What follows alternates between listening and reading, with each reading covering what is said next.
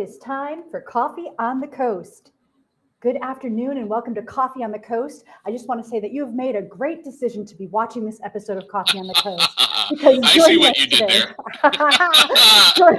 joining us today is Tim. You're over here, Tim Gadzinski of the Manitowoc Public Library. We're going to be talking about the upcoming Great Decisions series. I'm excited, Tim, because we are in advance of the very first one, and this is like an 8-week chance to just expand knowledge, mix it in these cool conversations, learn more. Hi, Tim. How's it going? Good. How are you? So Do good you to see need you me back on the here? show. Are you sure you need me here? I do, because I don't exactly know, right? Like, let's tell people. So, the very first one that's coming up, right? Great Decisions, Right. February 6th. Let's tell people what is Great Decisions? What does this mean? How do they interact? How do they get access to this cool knowledge? Okay, cool. Well, yeah, Great Decisions is a product of the Foreign Policy Association, which is an organization that started shortly after World War One. And they're situated out in San Francisco. And initially, kind of why they got together was to try and help Herbert Hoover get the League of Nations put into place. Well, obviously, that didn't work out. So what happened was they just decided to shift their focus and make um, this lecture series that gave ordinary Americans more knowledge and more access to geopolitical situations, which you don't think affect you on a daily basis, but really do affect you on a daily basis. I think we're a bit more aware of that now, with things like COVID. We're Supply aware of, chain crisis, right? yeah, or how the war, the conflict between Ukraine and Russia, how that affects everything from gas prices to grain distribution throughout the world. And it impacts our daily lives. So they started this, and that's the real brief overview, the Reader's Digest version of what the Foreign Policy Association does. But this has been taking place at Manitowoc Library. This will be our 16th consecutive year doing it. And, I moved back to the area about 14 years or so ago. And until I started working at Manitowoc Public Library, hooray! I had no idea that the Great Decisions lecture series was going on. Not that it was always popular, but it wasn't like broadly known. So when I came on and they offered me the opportunity to join in with it, I jumped at the chance and I decided that I was going to do my best to get the word out, period, because it's such a phenomenal thing and it just increases your knowledge about what is going on in the world around you. And the main thing is that knowledge is power. And not that, it's going to necessarily give you control over situations, but at least you'll have an understanding. And that's really very important. And another thing that's very important is these aren't partisan. These aren't political discourses. I hate to use what's become a bad word almost in today's society, but they're academic. They are more about the intellectual understanding of what's going on. Yeah, thanks for putting that up. I mean, those are a list of our speakers. They're all phenomenal. They're all professors at universities around the state. They all have their doctorates and talking on just a really wide array of subjects.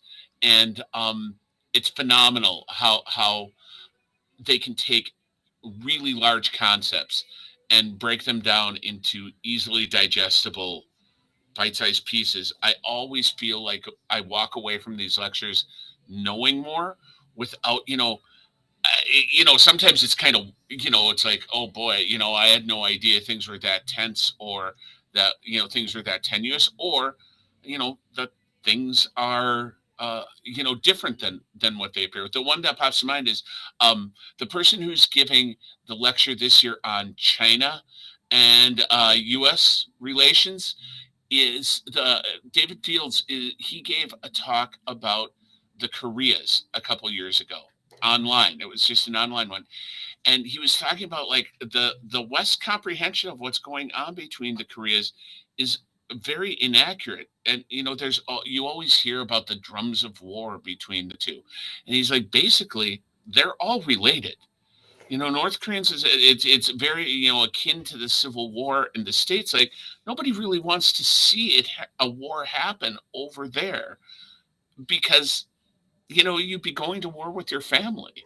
And nobody wants that, and it's just, little simple things like that. And what I love about David too is that he started his path to becoming a world respected authority on the Koreas, especially, but Asia in general. He went there to South Korea to wrangle his student loans into place by teaching English, and that was the start of his path that he wound up on. And yeah, he's not. I mean, everyone seems young to me, being old as dirt. But I mean, he's a younger guy. I'd say he's in his early 30s. And it's amazing. Not just the stories, not just the facts of what the situations are around the world, but the people that relay them to you are Yeah. amazing as well. So I love it. That slide that showed all of the different experts. It's, so and so PhD, PhD, PhD. There's one JD in there as well, PhD, PhD. That slide just oozes knowledge, right? Like this is a chance to mix in with these, professors at the height of their own knowledge that they're willing to share with us about these topics. And let's talk about some of these topics and the Okay. dates, because this starts February 6th, but it's not all crammed into one night. This is over 8 No. weeks. No, it's 8 weeks, 7 different lectures because the person who I said lecturers, right? Yeah, the presenters. The first person presenting is Pablo Terrell, and he's been here a bunch of times. But when we contacted him, he's like, "Well, energy politics and economic warfare are both very much within my wheelhouse," and he asked if he could do 2 lectures. And so he's Pablo is fantastic. He's a professor at Beloit College in their poli sci program. He gives such good lectures. He's from Spain originally, and he has such a good grasp of um, of his wheelhouse. Everything that's in his wheelhouse, and energy geopolitics. Just you know when you take all the partisan politics away, you just look at the price at the gas pump. It's something that we encounter on a daily basis, and a lot of it comes from waning resources, other countries becoming less dependent on oil, uh, military crises, what's happening in Russia, with Ukraine, trickling down to Europe, and the natural gas and the gas there, their dependency on it.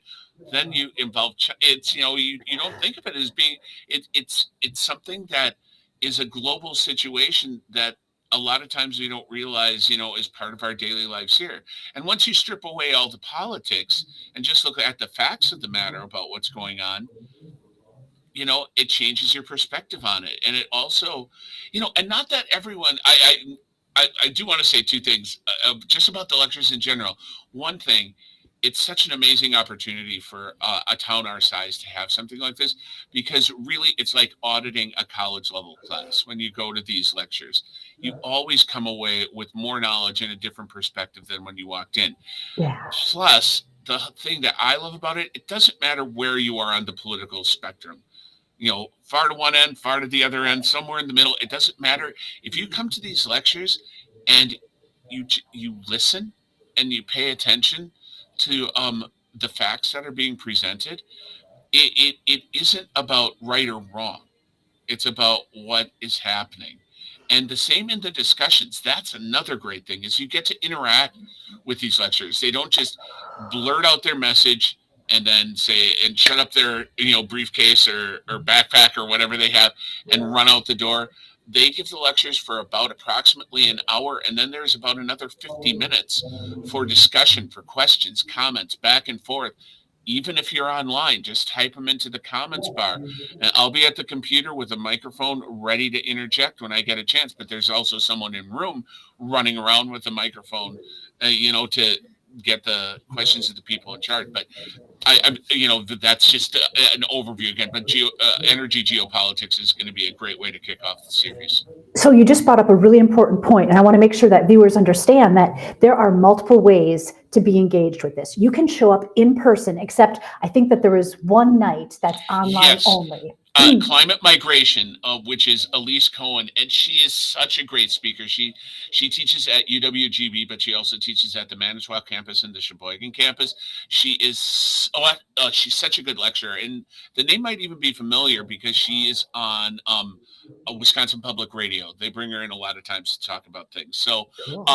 So she's going to be online. So either go to our Facebook page, which is www.facebook.com/Manitowoc Library, or go to our YouTube channel, and they're live streaming. So at 6 o'clock every Monday night in February and March. If you can't make it to the library, to the Balkansky room in person, which is great, I encourage everyone to come down. But if you can't, head to your computer and participate live. And I love having this mechanism in place also because it still is winter and it still is Wisconsin. So, a lot of our lecturers don't live local. So if the weather turns bad, in the past, we used to have to cancel. Now we no longer have to cancel. It'll just go online and the lectures will still go on. So, and what's also cool about this is, viewers, if your schedule doesn't jive with the scheduled time, or if you miss it or weather, whatever, they're almost immediately archived. So you can watch it again. You can share the link with somebody else that you think might be interested. You can watch it again and again if you're so inspired. So that's pretty cool. What's really interesting about the archived versions of the lectures, I get contacted a lot throughout the year. It used to just be immediately following, but then when we switched to the online format, a lot more people would contact me to get the PowerPoint presentations either for themselves, or they may have a small friend group version of Great Decisions, and they ask if it's okay to use the PowerPoints from the professors as a jumping off point for their discussions on the topics, which is so great. And that isn't just from around the country. That's actually globally. I've got people from Australia, China, Germany, Great Britain have gotten in touch with me to send them the PowerPoint presentations. And So is it it's true wild. that Great Decisions is happening across the country during the same time? Yeah. Yeah, it's organizations. It's a lot of libraries, but it's not just exclusively libraries. Get together and decide to sponsor, having the lectures given wherever they are, and so that's what's great about it is it's just people around the country. People don't know. Different groups don't always follow the exact lineup that they lay out. It might be scattered, but it's always the same 8 topics, that they address eventually. And it's great that people around the country are involving themselves in this. And it really is, completely national and I to a love degree it. international. I love it. And I just wanted to pull this up because on the far right side of this graphic, you can see what the different topics are that they're planning to address. But in the middle are series sponsors. And I think it's really important to just give a quick shout out to the League of Women Voters of Manitowoc County, the Manitowoc Public Library Foundation, the Manitowoc Public Library, the Lakeshore Unitarian Universalist Fellowship, Lakeshore Pax Christi, and Quick Trip for making this series possible. Again, this is an 8-week series occurring on Mondays from 6 to 8 p.m. You can see it is live at the Manitowoc Public Library, except there is that one to take note of that'll be online only. But it's also online, so you can participate from anywhere that you are. During the actual presentation itself, as Tim was explaining, you can chat in your questions and really participate even if you're online. But also, once the event is over, they'll be archived. You can watch them again and again, share them. Tim, I love that idea that you suggested of almost having like a Great Decisions book club or just like For sure. I was surprised when people got in touch with me about that, and it's just like they say our ladies group gets together, or there were these guys that go boating. It was somewhere in Minnesota. I can't remember. And, with the 10,000 plus lakes, it could have been anywhere in the state, but they would watch it on one of their boats.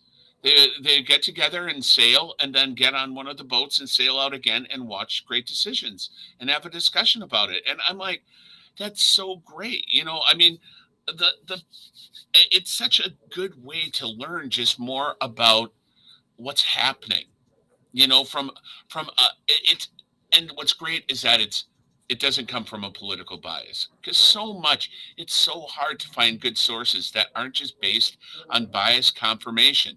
And it doesn't matter what you believe in. Everyone wants to believe that they're right about what they believe in. So they tend to seek out biased confirmation instead of something like this, where it's factual. It's not about making it's not about making you feel good about yourself. It's like history should be disturbing. Sometimes the facts of the situation, like Iran at the crossroads, which I believe is the third week. Iran is such like a, a political bugaboo word to throw out there. Beth Doherty, who is giving that presentation, she's also up at Lake College. She's also phenomenal. But you know Iran at the crossroads just isn't internationally about the nuclear agreements and everything like that. It's internally. And you hear about it this week. There have been protests swelling up massively in Iran. Where are they going? Right. Where are they going to head, and how is that going to impact the rest of the world?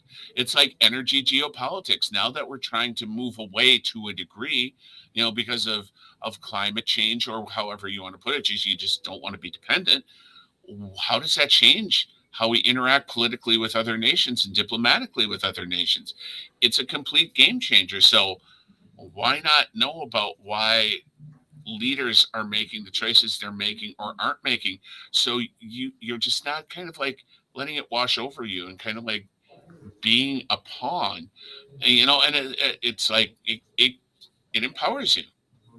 Dina commented, I gained so much from Beth's presentations. Yeah. And I think that's true across the board. Dina, thanks for that comment. Yeah.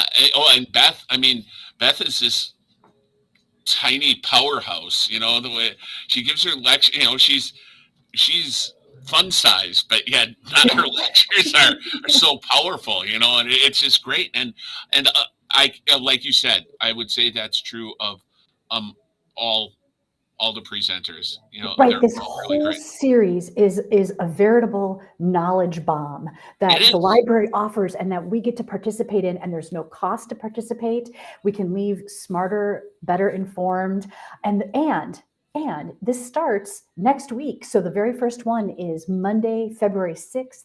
It's Energy Geopolitics with Pablo Torral. Again, he's a PhD. Look at this list of all the upcoming PhDs and the one JD that are going to share their knowledge about these big topics.